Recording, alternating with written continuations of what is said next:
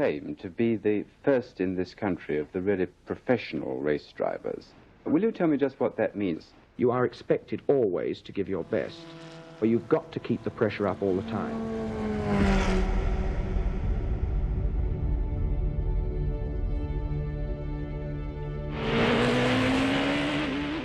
I wanted to be like Stirling was. It's a beautiful rhythm, beautiful smoothness, just elegant performance. He was always driving on the edge of instinct. His dominance in his era, he was the man to watch, he was the man to beat.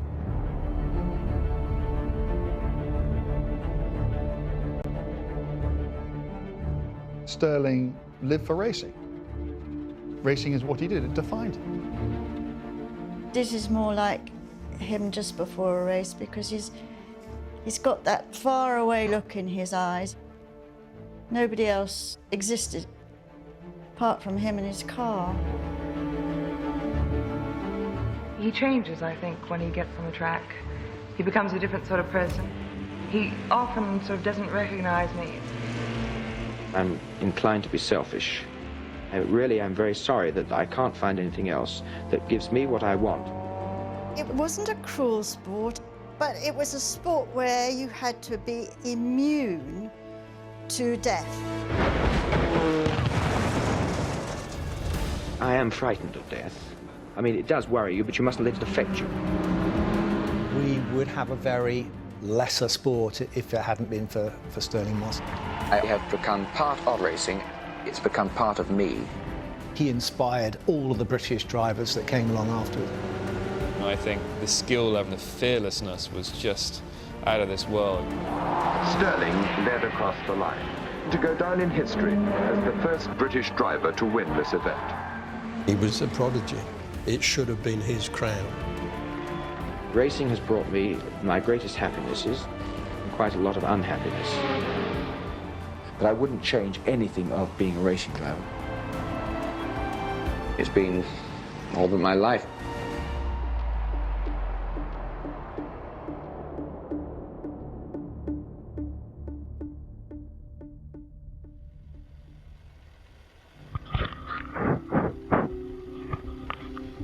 Wait a minute, is it on? Yeah, that's on recording. 1, 2, yeah. I dominated motor racing for a certain period post-war. I've driven most cars, most types of cars. If the thing's got 4 wheels and will move forwards and backwards and it's got so many gears, all right, I'll get in.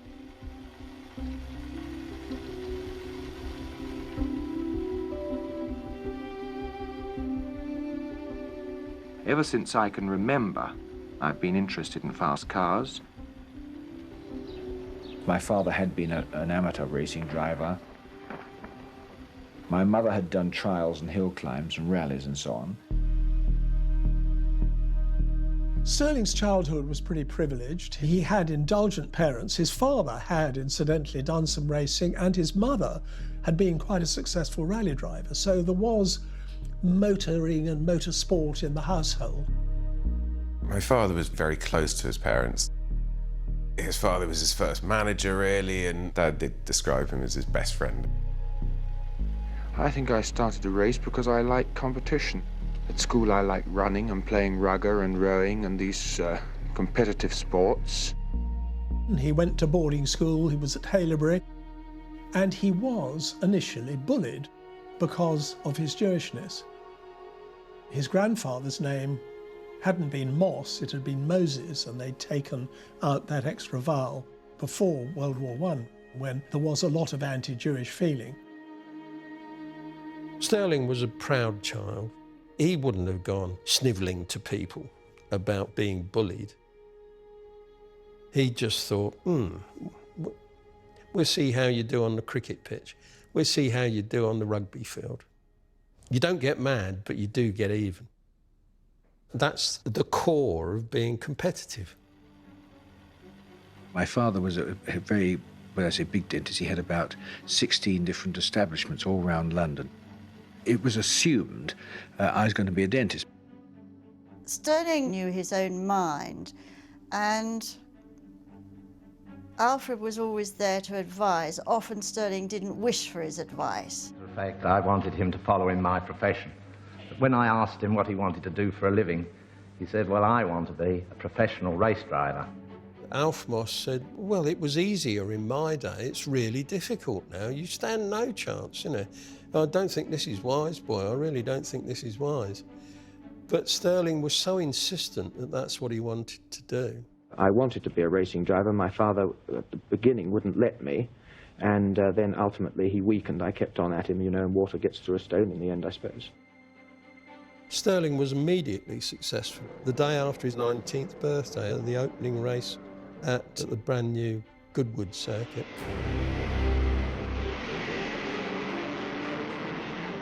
It was the first meeting of the Junior Car Club since the war, and a very successful affair it proved to be. There Stirling proved his mettle.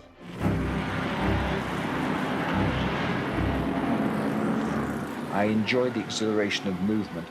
To me, movement is tranquility, and I feel at peace if I'm really doing something. To a lot of people, speed is terrifying. But to him, things calmed down, things made sense. Movement is tranquility. He lived by it. He always had to be busy. He was always busy. Stirling was a prodigy from the moment he got into a racing car. He was being called the boy wonder in the British motoring press in very, very early part of his career, because he would, he would go out and he would just win all the time. He was the real deal, and he was always going to be something big.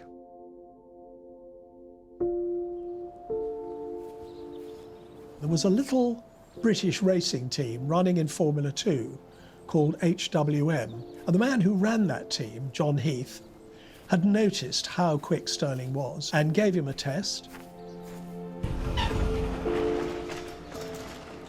This is an HWM dating back to 1950. It's actually one of the cars that Stirling drove. I joined John Heath as a professional driver, in other words, try and make my living at it.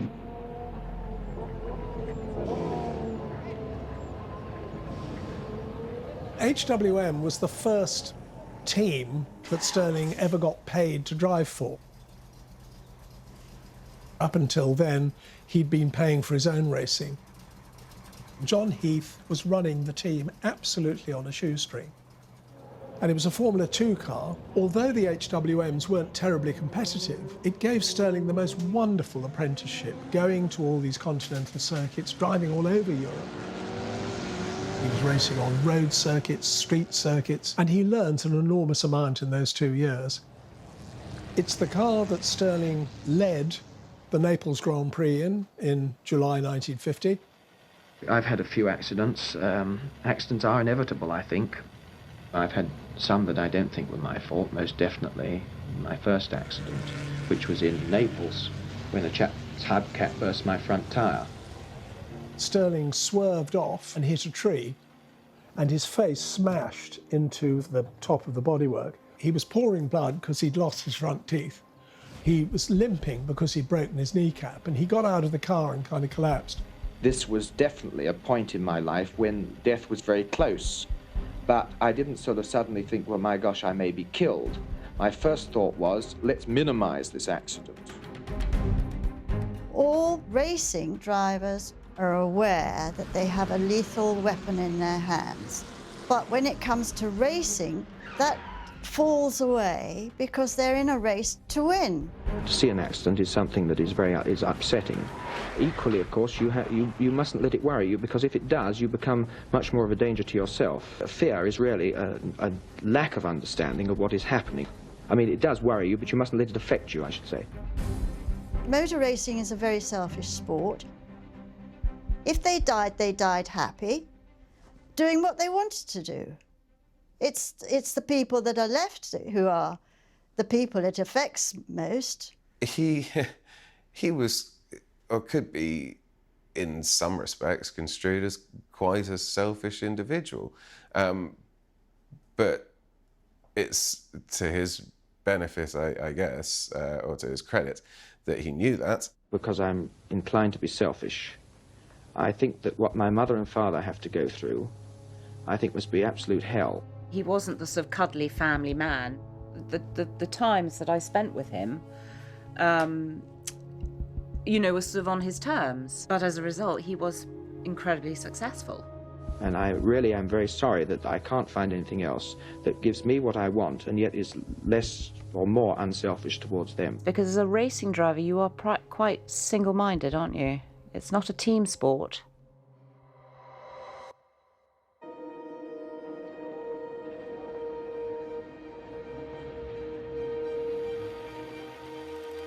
In 1951, I had a call from Ferrari. Would I like to drive his new 4-cylinder 2.5 litre? Well, when Ferrari calls from Modena, my God, you cross yourself and face it, you know, bow down. Post-war motor racing actually centred upon the Italians. Ferrari were very much top of the park. Italy was the place, because Ferrari was more glamorous, more colourful, more exciting, that they had an aura about them. Ferrari crossed the line to win the German Grand Prix. And this was an incredible thing to happen. I mean, here I am, what am I, 21 or something? So my God, my father said, come on, we're going to go down. Enzo Ferrari said, we will give you a drive in our latest works car in the Bari Grand Prix. The young Stirling was very excited by this. We went all the way down to Bari in southern Italy. We went round to the garage. I could tell which car it was. I got in and I'm sort of feeling the seat, and the mechanic comes up and says, you know, excuse me, what are you doing? So I'm Stirling Moss from England, and this is the car that Enzo Ferrari's asked me to drive. So I'm very sorry he hasn't. I'm afraid he's changed his mind and is going to go to a different driver. He got there, only to find that his car had been given to another driver. Enzo Ferrari had no morals when it came to drivers, so nobody ever felt comfortable. He loved to manipulate people. He loved to put his drivers in a position where they felt weakened. I thought, well, sod that, and I vowed I'll never drive for Ferrari. He didn't like Enzo on principle, and if you were out of Stirling's races, you were out of Stirling's race. And he thought, right, if those bastards are going to treat me like that, you know, I'm going to beat them. I'm going to show them. And to that extent, that was Haileybury, his school, coming back into the back of his mind, saying, you know, you haven't shown me respect. And he made them pay. He always got a special pleasure from, as he said, beating those bloody red cars. If I had decided to drive for Ferrari, I'm sure I would have done better. But that didn't even come to the equation as far as I was concerned.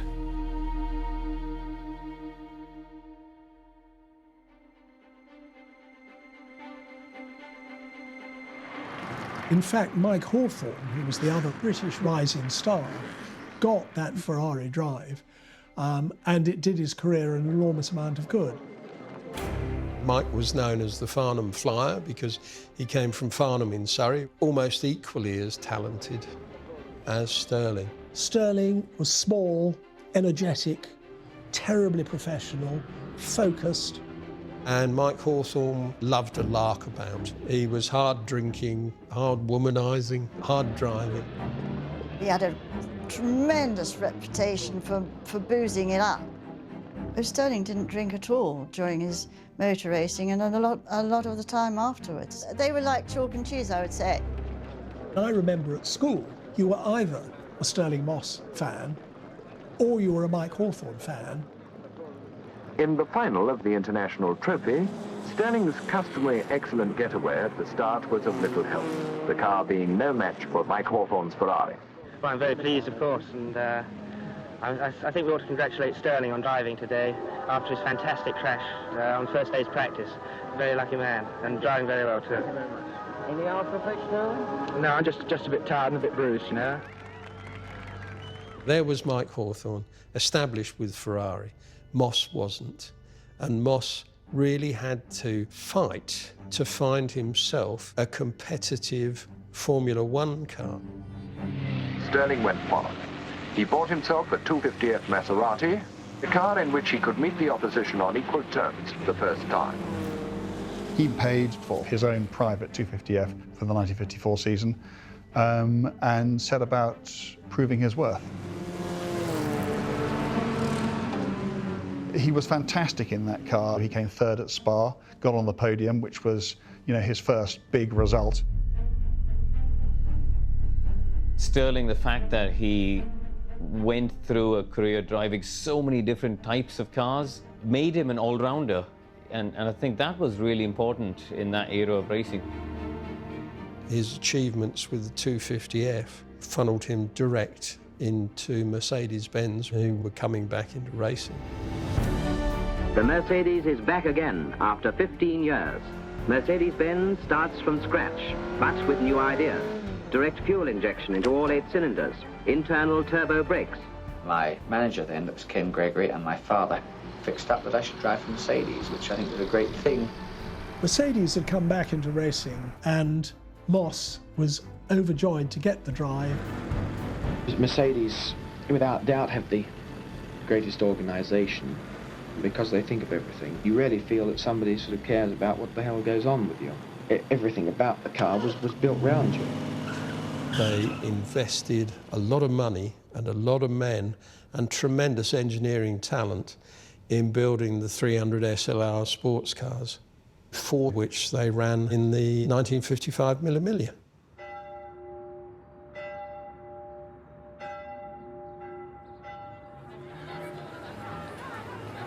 Perhaps the greatest motor road race in the world. It starts and ends in Brescia. That's right, the Mille Miglia. The Mille Miglia was the world's greatest sports car race, starting and finishing in Brescia in the north. The Mille Miglia was quite a unique sort of race. So it was 1,000 miles around Italy. Through various mountain ranges. Battle in the mountain. Tremendously high speeds achieved wherever there's the slightest opportunity. Very demanding roads. Fast curves taken on the hairline which separates disaster from success.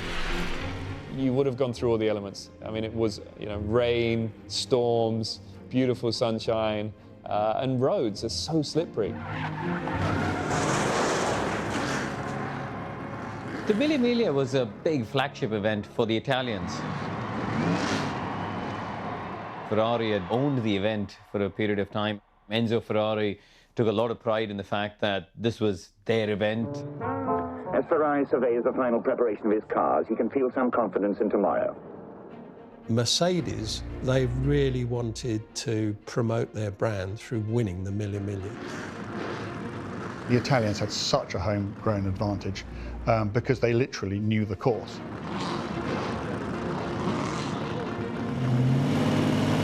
You can't learn 1,000 miles unless you're a local and you grew up on those roads, and Stirling wasn't. So he recognised from the get-go the need to have a navigator. I had this chap, Dennis Jenkinson, who was the world motorcycle champion, being in the sidecar. Now, I started at 7:22 in the morning. And I've got a photograph which Jenks has captioned of them going down the ramp. And Jenks's caption reads, "By the end of this straight, we were doing 150 miles an hour." and they were, and they never let up.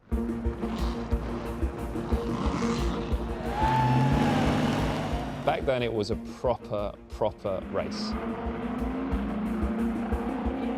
You don't know what's going to happen when you get to the next corner, so you really got to think on your feet. Dennis Jenkinson had an incredibly analytical mind. We made these notes. We wrote down the important things. Where they thought, oh, during the race, we could save time here.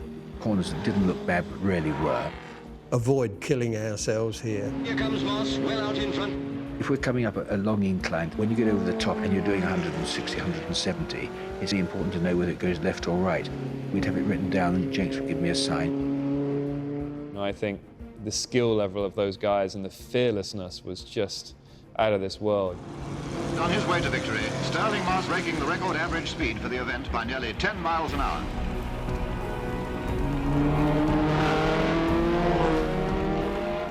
I just can't tell you the The elation of winning this race, it was something that I never ever dreamt we could do it. I never did.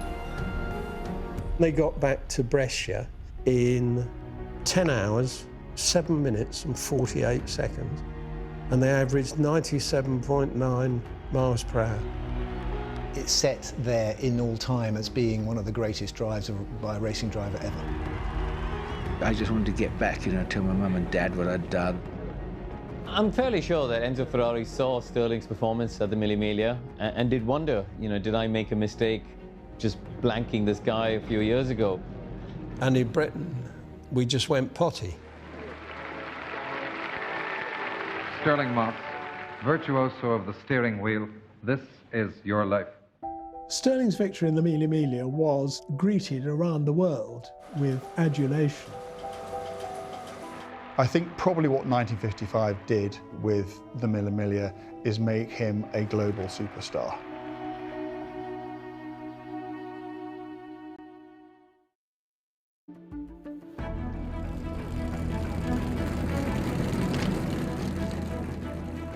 I think Stirling was really the first of the racing drivers who was very conscious about their brand. It's J-Wax, shine of the winner. Why J-Wax, Stirling? Because every J-Wax product is a winner. Take this shine. It's not only beautiful, but it's tough. He was commercial. You know, I'm blamed as being the first really commercial person in motorsport, but I think Stirling Moss was. Yes, BP Super Plus is great news. This entirely new petrol is 100 octane and will make the most striking difference to cars with high compression engines. I got some old magazines. I was having a bit of a laugh at the different brands that he was advertising, and this is clearly a shirt. Stirling Moss has switched from sail-shaped sport shirts to the man-shaped sport shirt. Clearly clings to your torso.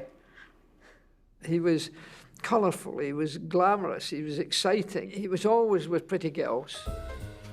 I always used to be very, very shy of girls. Until I was introduced, I would never ask a girl for a dance at a dance and that sort of thing until I knew her. Stirling always had an eye for a pretty girl. He used to keep all these scrapbooks, and he had one that was entitled Crumpet, and they were, you know, his lady friends. Here is Sylvia. Sylvia is a very important part of my father's life. The lady who took his virginity. So it's a pleasure to meet you, Sylvia. I've been told a lot about her. He is quite open about the amount of sex he used to have. Spreading happiness is what he used to like to call it. I like to think that every girl that I knew, I would still be a friend of mine. You know, didn't get too heavy. It's only the ones I married that got heavy. His first wife was Katie Moulton, and the story Stirling used to tell was that he was at Le Mans in the pits, and he looked across at the public enclosure on the other side, and he saw a pretty girl, and that was Katie Moulton. Stirling, what made you change your mind about a womanless existence? Well, I suppose Katie did, really. Katie was quite a lively person. Isn't it a bit of a risk taking on a husband with such a dangerous profession? Well, I think it's a risk taking on a husband in the first place, but I certainly prefer it to someone who sort of takes 8:15 every morning. Well, I'm sure a lot of wives would have said to their husbands they would prefer them not to be racing. But in those days, you know, men would do what they wanted to do anyway. In my case with Katie, the family, when they first heard she was going to marry a racing driver boy, they were pretty shaken, but they thought, cool, you know, what she found this time.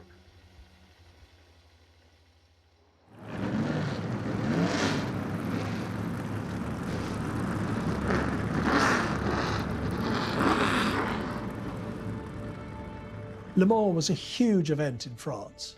It was the sort of centre of the French motor racing season. Stirling Moss, fresh from his epic drive in the Mille Miglia, followed by world champion Juan Fangio of the Argentine.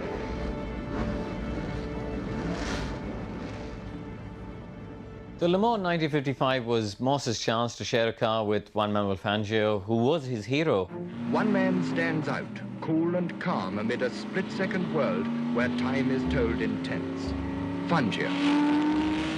I drove against most people, I consider that Fangio, of course, was by far the best. Absolutely outstandingly so. Fangio was the #1 driver, probably the greatest driver that's ever lived. He had this great ability that I don't care how fast you went or anybody else went, he could always go quicker. Stirling was happy to play the bridesmaid to Fangio. He followed Fangio 1 and 2, leading so many Grand Prix. They called it the Mercedes train because Fangio and Moss would lead the race almost nose to tail. I followed him and I tried to learn from him, and that is why I know how good he was.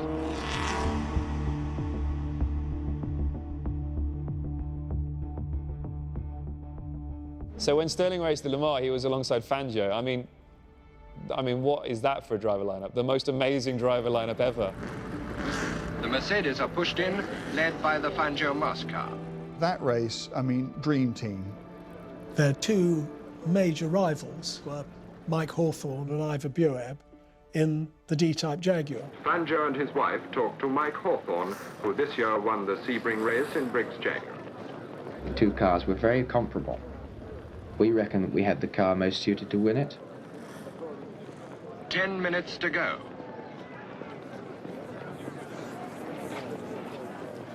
Drivers begin to take up station opposite. I was a team driver, Aston Martin, in 1955. 2 minutes to go. The crowd grows quiet. All eyes focus in one direction. It was quite an experience at Le Mans, and it was my first professional race. 1 minute, 45 seconds, 30. The flag's down and the drivers start their well-known sprint for the cars. Fangio, you may know, he had a very bad start. So he came right through the field from about 28 and caught up to Mike in the Jag, and they had a very good race. And I think the Jag was a little bit quicker on the straight, and I think the Merc was a little bit quicker in other places. The race is faster than it's ever been. In terms of a public spectacle, you've got 300,000 people. It's absolutely magical. Faster than Grand Prix, and this is a Grand Prix of endurance.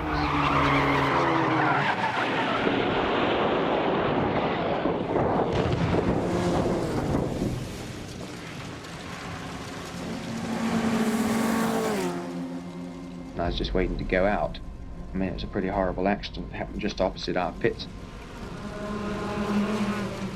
The pits were just by the side of the track with no barrier, and a horrifying accident took place when Mike Hawthorne's Jaguar dived for the pits. Car behind him, Lance Macklin's Austin Healey, had to swerve around the back of it, and Pierre Levesque in his 300 SLR, coming up very quickly, ran up the back of the Austin Healey and went into the crowded, densely packed spectator enclosure opposite the pits. Opposite was the shattered wreck of Lance Macklin's Austin Healey, which Levesque's Mercedes struck. And the car disintegrated and caught fire.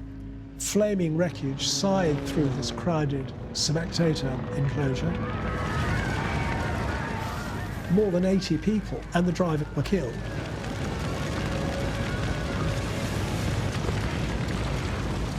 I was on the circuit and found myself picking my way through absolute debris, and got out the other side and continued in the race. Now, of course, there would be no question. The race would have been stopped immediately. But the race went on. I question whether it should have been stopped or not. I think there's a dedication to, what we start, we must finish. Fangio called in for news of the accident he had so narrowly avoided. Stirling Moss took the car back onto the circuit. The race developed into a flat-out battle between Moss in the 300 SLR. And at 10 p.m., the Fangio Moss Mercedes leads. And Mike Hawthorne and Ivor Bueb in the D-Type Jaguar. The Mercedes was clearly quicker. At 2 a.m., the Moss Fangio Mercedes leads by a lap and a half from the Hawthorne Buick car. It looked pretty certain that Moss and Fangio were going to win the race. I was driving when we were called in, which was about 1:45, I think, in the morning. They withdrew the car, they flagged me in. but it was a Mercedes-Benz that had gone into the crowd. And the Mercedes-Benz board in Stuttgart were called late at night. And at about 1 o'clock in the morning, the message went to Alfred Neubauer, the Mercedes team manager in Le Mans. Stuttgart gives orders to Neubauer in the pit. The two Mercedes are withdrawn from the race. You've got to withdraw the cars. And this really pissed him off. This is exactly the sort of thing that he didn't understand and he didn't like at all. He felt there was no respect for the dead in withdrawing. He didn't see how that helped. I'm sure of one thing, and that is that the race should not have been stopped when the accident happened. I'm sure of that, in my own mind. Stirling was furious about this because he said, it's a motor race. Withdrawing the cars won't bring the dead public back, so we should just carry on, and Fangio and I would have won the race. Stirling would love to have won Le Mans, but it would have been a shallow victory. But that was the time that my dedication to motor racing was really tested. Over 80 people killed and a driver killed. Mercedes did the right thing to those poor spectators, saying, you know, we're out of this.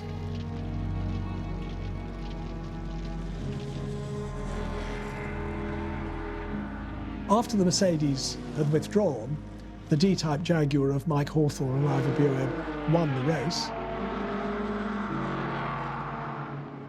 Les 24 heures du Mans sont terminées. There were some pictures of Hawthorne smiling, looking quite pleased at having won the race. So you saw Hawthorne just hours after this terrible accident that had killed so many members of the public, looking happy. I think that was a bit unfair on Hawthorne. I think everybody was tremendously shocked by what had happened. As reports of the number of casualties spread abroad, Les 24 Heures du Mans became front-page news throughout the world.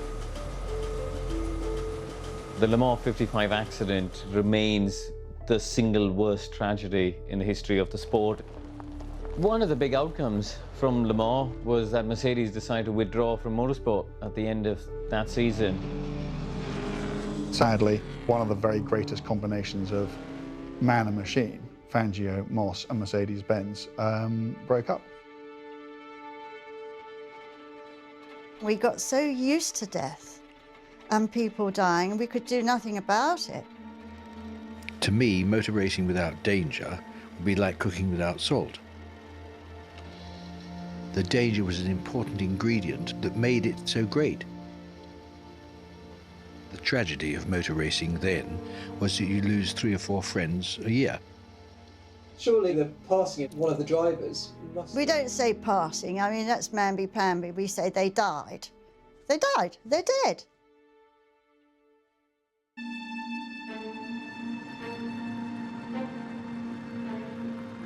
(1958), and Stirling Moss finds himself driving a British car again. Let us hope that Van Wall will bring him yet further victories, crowning his past successes with the greatest prize of all, champion of the world. Stirling always wanted to race British cars. He was a great patriot.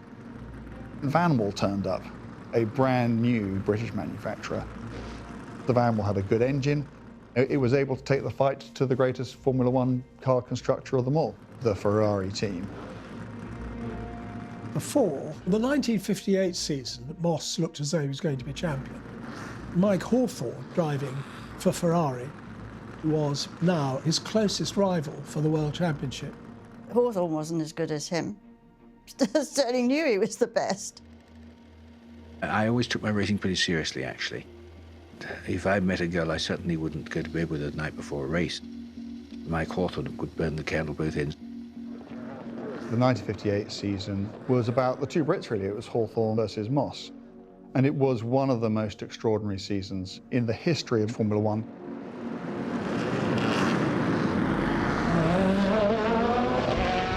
Moss leads at the 2-kilometer mark, and it's Van Wall's 1 and 2.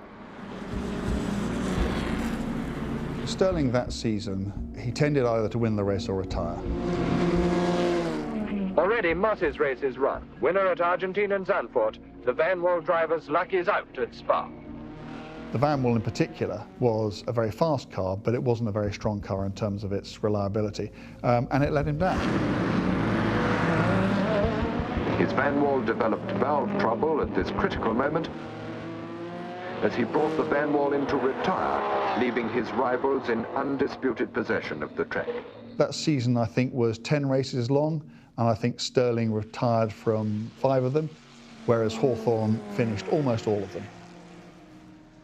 Then again, you could also argue, and plenty have, that Stirling put strains on cars that other drivers just didn't, because he just expected so much more of them. We've heard several different accounts of your tactics in yesterday's race. What, in fact, were they? The main idea was to blow Stirling up. We knew he had to go flat out right from the beginning. He always went like a bat out of hell from the drop of a flag. And he's trying to say, look, I'm number one here, don't bother to try. You're not going to beat me, I'm going to beat you. And this is the margin by which I can beat you. I would not like to get in a car and have a go and feel that if I was 7th, 8th or 12th, shall we say, you know that I'd done a really good job.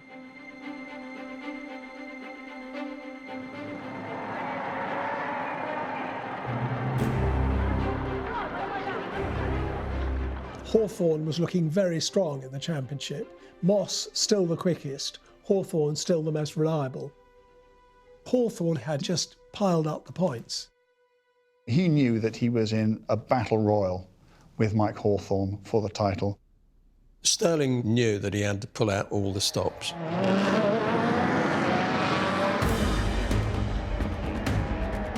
Moss, he was almost a lap in the lead. Hawthorn was in second place. And in an uphill corner, Hawthorn spun and his car ended up on the pavement. The car stalled, he couldn't restart. He let the car roll down the pavement, bump-started it, got it going, got back on the track. Moss won conclusively. At the end of the race, the organisers disqualified Hawthorn for pushing the car in the wrong direction, contrary to the traffic on the circuit. Stirling went to his appeal and spoke up in his rival's defence and said, on the contrary, when Mike was pushing the car, he was on the pavement. He wasn't on the track. And so they reinstated Hawthorn, and Hawthorn got points that day.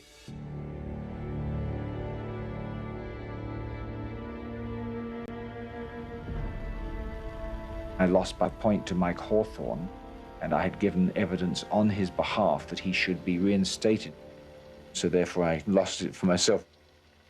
If Stirling had just not gone and said nothing, then Stirling would have been world champion. Ruthlessness in sport has a place, but then there comes a point where it has to be about how you win. And I think for Stirling, it was about how you won as much as winning a lot. Manners were important to Dad, and integrity. When he did that, it's, to me, completely in character. He couldn't win a race knowing that somebody had been disqualified, when to his mind, they didn't deserve the disqualification. He would never win by cheating. I must admit that I did really want to be world champion. I think he always felt that 58 should have been his year. Mike Hawthorn was world champion driver and still wasn't, and it stung, it hurt. It should have been his crown. The problem with racing is that it's impossible to separate your private, personal life from your business life. The voice of his long-suffering wife, Katie Moss. Now, with all this travelling around, you must have watched him race in a good many different places. Yes, I have.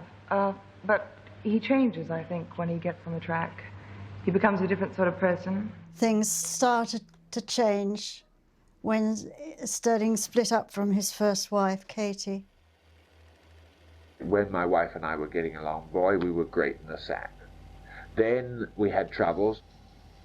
if your marriage is going on the rocks, boy, you know bloody well that that she doesn't attract you anymore. His first wife, Katie, that maybe if they were older in a different circumstance, he thinks they could have lasted. But, you know, I spoke to her about it and she said, I couldn't be married to a racing driver at the time. You'd make good friends, and every week one of them would die. I couldn't just do that thinking, well, the next one's going to be mine. It just turned out to be a horrible life for her that she just didn't enjoy. You've lost your wife. Did this upset you greatly? It did upset me very much at the time, yes. And I think that now I try to take the view that it's no good worrying about it, that my wife has a life to lead and so have I. And after the shock, he was free as a bird, to do what he liked. Stirling, depuis plusieurs années, on estime que tu es le meilleur conducteur du monde. Et pourtant, tu n'as jamais été champion. Pourquoi? Pourquoi penses-tu que ce titre t'a échappé si souvent? C'est difficile à gagner le champion du monde si vous n'avez pas une voiture de l'usine. Et moi, je préfère faire les courses pour M. Walker avec une voiture privée.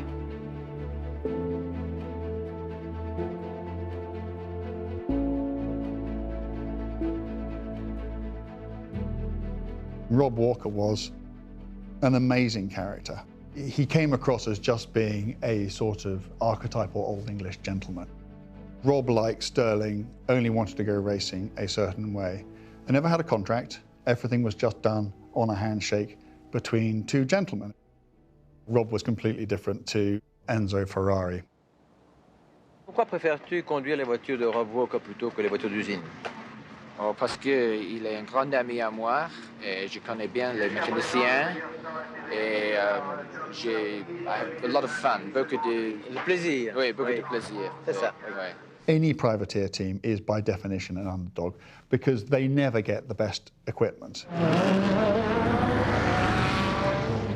Stirling Moss is third. All eyes are focused upon him. The cars would always be 1 year behind, which in a way suited Stirling's character. But Moss moves up to second place. Because he knew that he could work wonders in inferior equipment. As on the 13th lap, Moss goes into the lead. To show other people that he was better than those who had better cars. Stirling holds a 10-second lead, despite the efforts of the far more powerful Ferrari. Even an extra 30 brake horsepower is no substitute for the skill of Moss. They were perennial underdogs, and he was good enough to beat the factory in their own cars. And the flag falls for Stirling Moss to mark his third victory in the Monaco Grand Prix.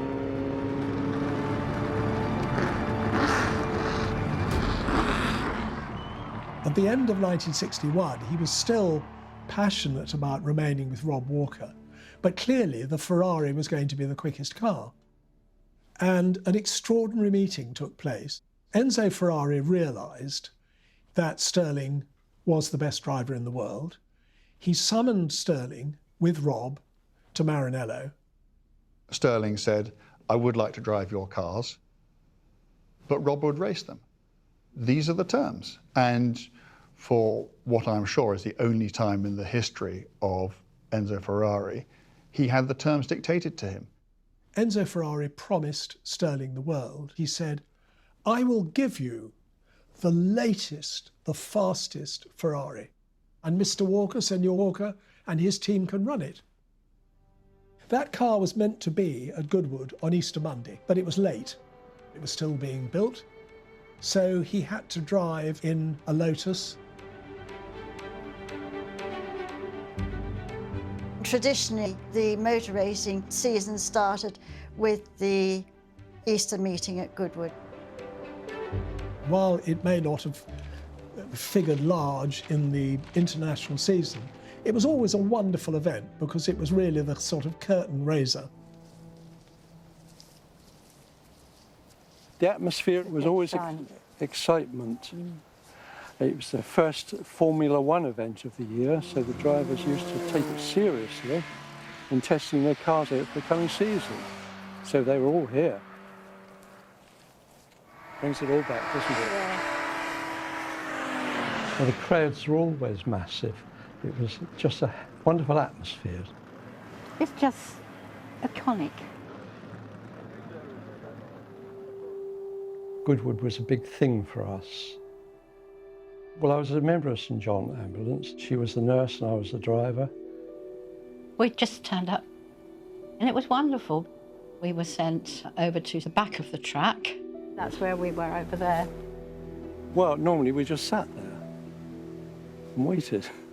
Graham Hill and Stirling Moss in the paddock, just before starting off on the warming-up laps before the start of the big race. The Glover Trophy, which was the Formula One race, was always the high spot. It was a nice day and, you know, we were all with our mates and Stone got into the car and off he went. Off they go on the 42 laps for the Glover Trophy. It started off like any other Formula One race. Number 4, McLaren, Cooper Climax, took an early lead from Moss, number 7, in a Lotus Climax. For lap after lap, the pace was very hot. And then he started to drop back. He came into the pits with gear problems. I was doing my own lap job on the day.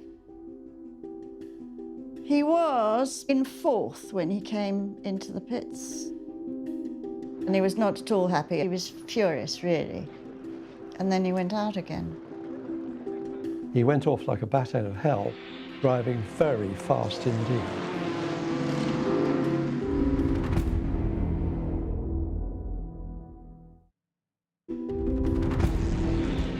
Early gear trouble delayed Moss. Then he went all out trying to catch up. It was an insignificant little race, but typically Stirling. Even though he was miles behind, he was driving absolutely on the limit.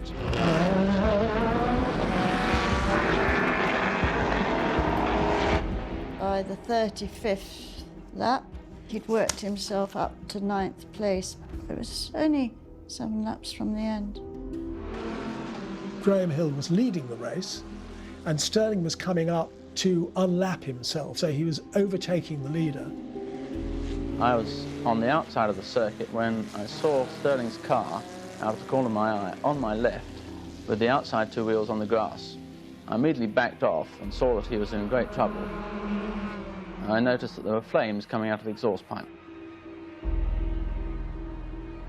And suddenly there was this cloud of dust and screeching of brakes. He hit the bank and the car just catapulted along. And I thought, oh my God. Suddenly, the whole crowd in the grandstand all stood up. And I knew something frightening had happened. Whoever was in the commentary box that day said, oh, you know, there's been a crash at the back of the circuit. Nobody took much notice because we knew it wouldn't be Stirling. The ambulance was there, the accident was there, right in front of us. As I approached the car, I saw Stirling Moss slump forward over the wheel, unconscious. The car was in pieces.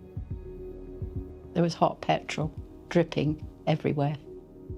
The car was red hot, and we could see he was trapped with a steering wheel wrapped round his chest.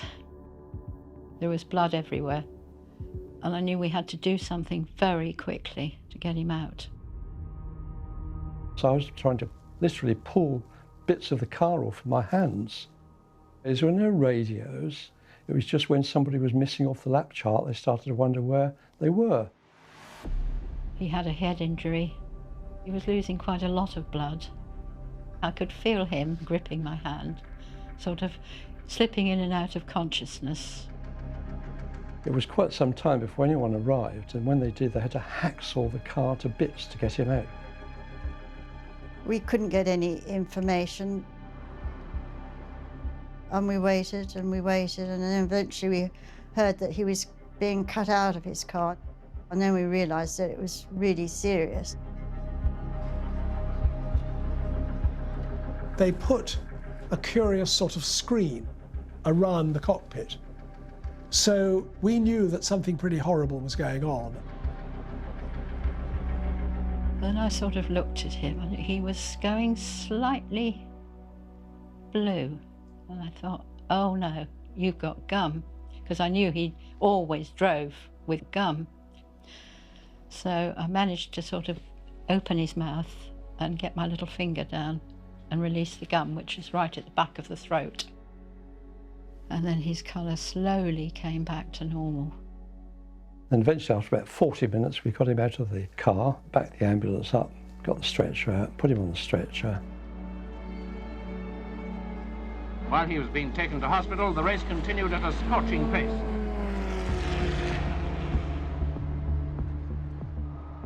Jim drove him to hospital and I was in the back, still holding his hand. It was the Royal West Sussex in Chichester, and I remember them coming out, putting him on their trolley. He was still trying to hold my hand. His hand was going like that, looking for me. So I gave him a kiss. He was in their care now. I arrived at the hospital.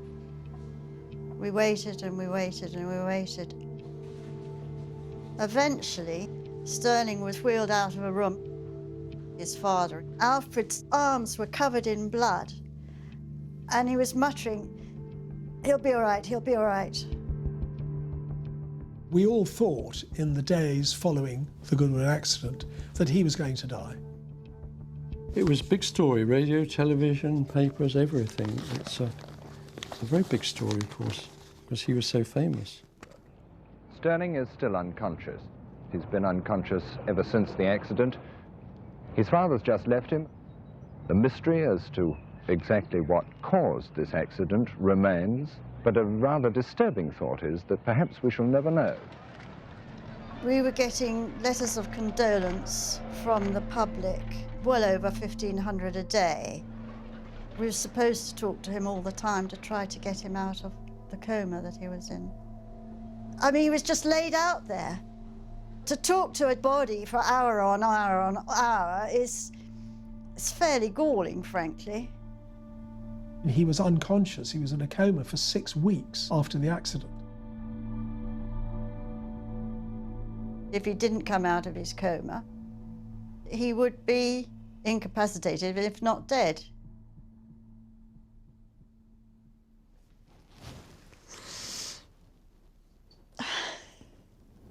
I find it difficult looking at him in his racing days.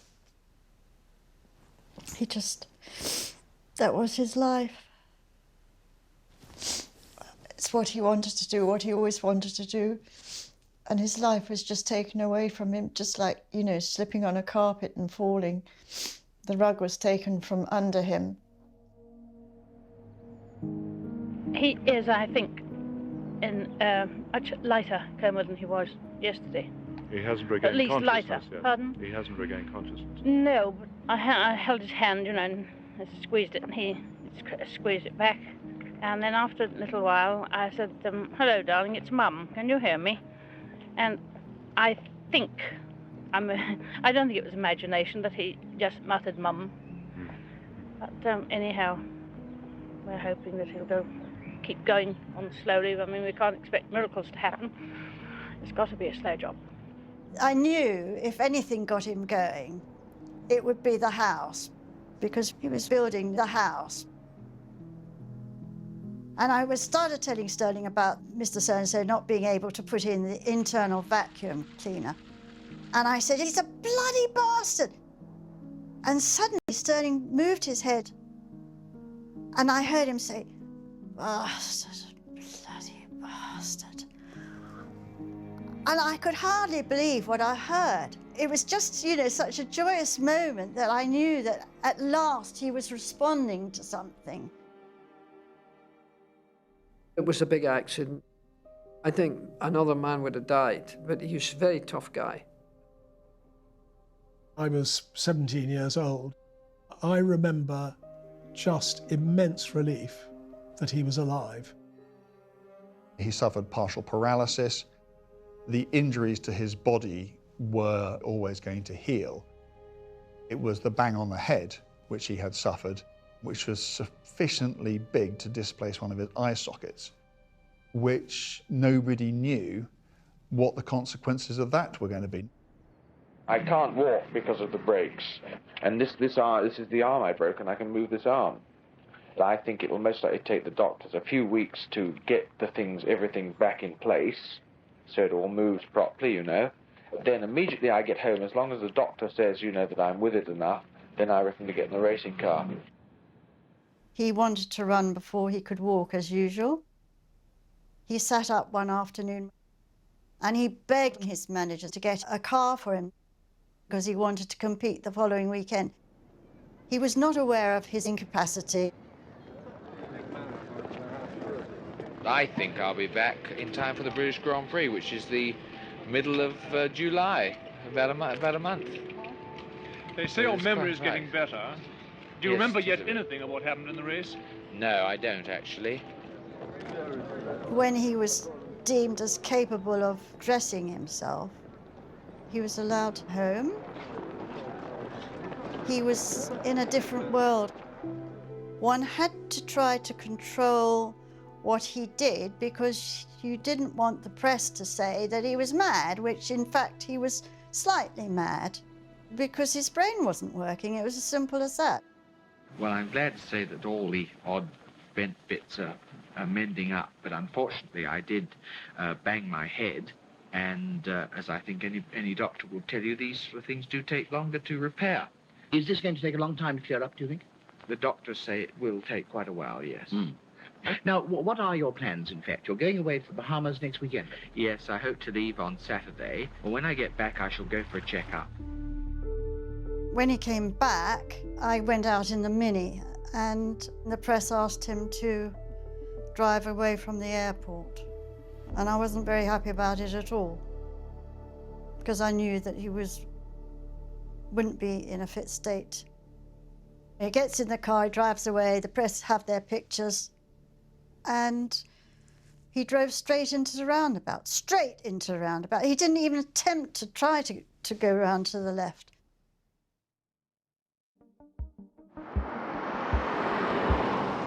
This is Goodwood, the track at which Stirling Moss suffered a near-fatal accident, of which he still bears the scars. In May 1963, he went back to Goodwood. He wanted to see if he could drive again. I was absolutely staggered because it was far too early and his mental state wasn't good. He wasn't well. He did quite competitive times. He spun the car, but not badly. I drove the car around for about 3/4 of an hour, but it dawned on me slowly that the things that I required had gone. For instance, I was doing 140, and I looked down at the instruments, and I saw, you know, oil pressure at so 80 pounds. And I looked up and I thought, my goodness, I should be braking by now. I could not split my concentration. And when he got back to the pits, he got out of the car and he said, I have retired. My spatial reaction had gone, my concentration and so on. A lot of things had changed, and I felt that it would be, therefore, unwise to continue racing. He recognised that he was not the Stirling Moss he had been, but he knew that, and he had the wisdom to officially retire. Would you call this a loss of nerve? No, I think it's really sharpening up my intelligence. It came to him as an awful shock that he realised he couldn't drive. And such was his mentality that I think that unless he could do something perfectly, he wouldn't do it. I mean, I love racing, and I would love to have today been able to be here with you and say, well, I'm racing next week. Because it's been everything to me. It's been all but my life, really. Stirling retired at the peak of his career. Here I was at 33 years of age. I didn't realise at the time that I was giving up a whole life and I've got to completely start again. When you've made it your passion, when you've made it your goal, I think for Stirling, looking back at it and seeing what might have been must have been tough. After the accident, when he realised or accepted it, he wasn't going to go motor racing, he didn't really have anything to do. How does it feel to be a gentleman of leisure? You know damn well I don't like leisure. I hate it. It took a long time for him to come back into a normal life. When he recovered from his accident, he was still commercially valuable. He was very well aware of the value of his name. I think the name is magical, Stirling Moss. Jackie Stewart's not a fancy name. Lewis Hamilton, it's not a fancy name. Stirling Moss was a fancy name. I think I'm lucky that I have a name like Stirling. Now, of course, I do whatever I can to try to keep my name in front of the public as much as possible. I once opened 4 garages, and one day for BP, they helicoptered me from one city to another.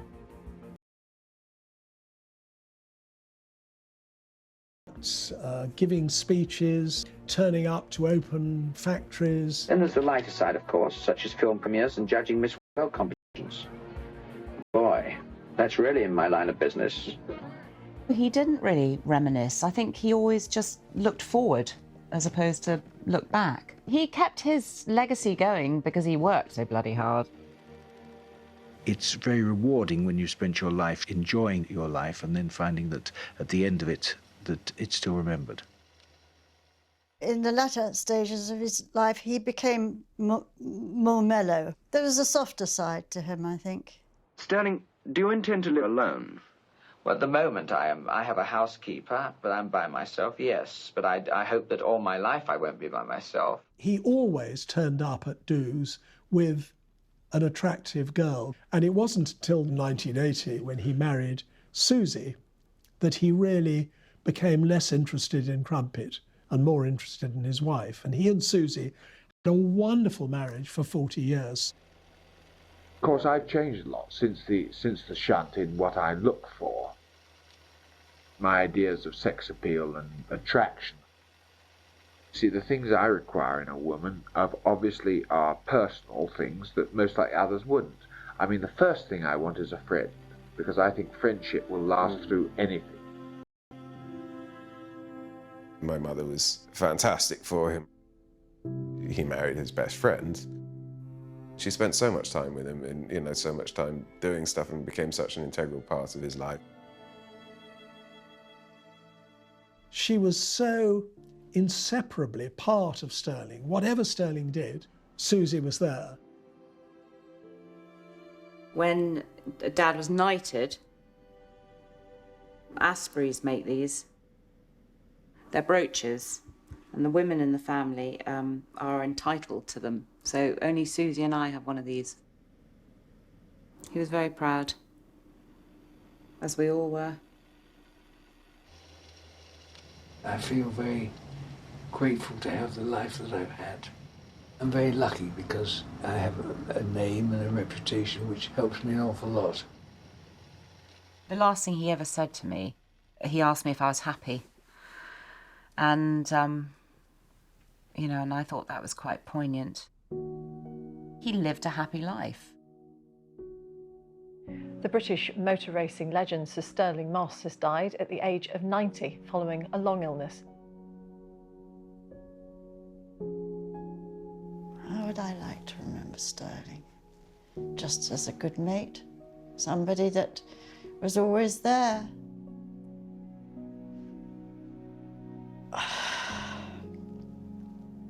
We were there for each other.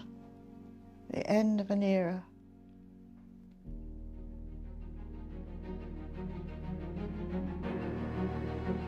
Right through my lifetime, if he was awake, he was busy doing stuff. Perpetual motion, up until the very end. We would have a very lesser sport if it hadn't been for Stirling Moss. He set the benchmark, he cut the path. He was one of those gifted Britons who gave us a heritage. Great at what he did. He was a wonderful personality that the whole world knows. A lot of kids today know the name of Stirling Moss. They shouldn't, but they do. I did 496 races, and the English people do like the underdog. Because I was always trying to win, they were with me. He never won the World Championship, which is just beyond crazy. It doesn't make you a better driver because you've won the World Championship. We all know how great Stirling was. In our minds, we shall always remember him. Immaculate in blue with white helmet, arms straight out, balanced and relaxed, head slightly tilted back, and going like the hammers of hell.